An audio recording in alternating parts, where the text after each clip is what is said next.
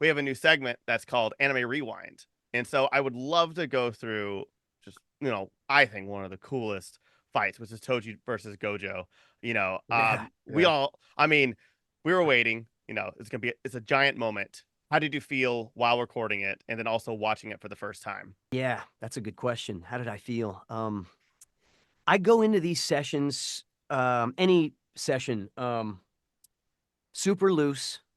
And I know Toji, I kind of already established that, Toji is this kind of has this personality that's very he doesn't budge, he's very not a lot of not a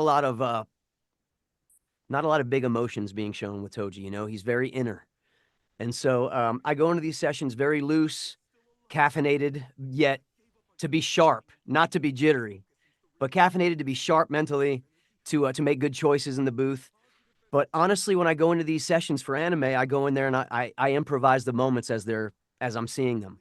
So I didn't have any kind of preconceived ideas of what I was going to do in that scene or any other Toji scenes. I go in there, I go into these sessions fresh, loose, pliable, ready to pay a lot of attention and just improvise and act accordingly.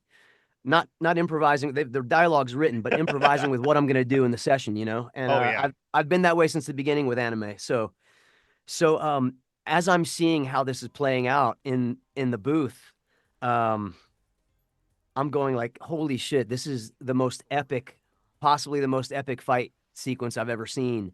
And then Toji reveals a lot of his inner demons in that scene as well, So it was a lot to chew on in that moment. Yeah. When I was in that session, it was a lot to chew on.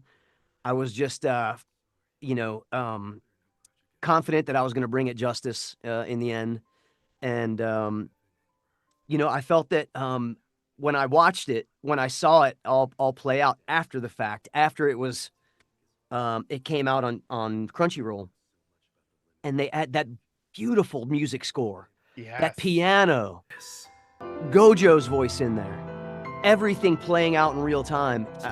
It hit, man. I was so, and not just because of me, because of the whole composition. I kind of leave those sessions going like, felt good. I hope that worked. Felt good. I hope that worked. Yeah. And I mean, and then you don't go out wanting to like punch. You're like, let's go. yeah, I'm ready dude, it for was more. pretty draining actually. Pretty Yeah. draining Yeah. some of those. But and then the end, the punctual moment of that scene, the very end, like his just before his last breath, where he's got his son on his mind. Oh, You know, so it's the contrast of this super seemingly one of the toughest dudes ever. No cursed energy, but I don't know how he's so damn strong, so damn tough. And he's trying to prove a point and take down, this kind of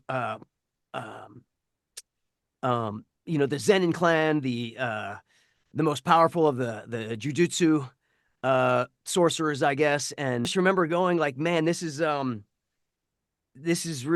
first time that he's really like kind of hung it all out there. And then I guess his final moment, if I remember correctly, was kind of like, in 2 to 3 years, my son's going to be sold off to the Zenin clan. yeah. Make what you will of that. He says that to Gojo, and then that was it. That was it. That was his dying breath right after that. So, um, just what a well written character. I was blessed that they handed that character to me and thought of me, especially after being in season one. Can't imagine being any luckier or more blessed than to be able to do two characters that are so contrasting, in Yeah. the series. And then to have him go out in that way, where you see this, if there was a tender side, even if there was a 2% tenderness to this character, you get to see it right there, at the tail end. So I love that because there's nothing better than having a villain that is also likable in some ways or many ways, or that can people can Absolutely. also cheer on the anti-hero almost.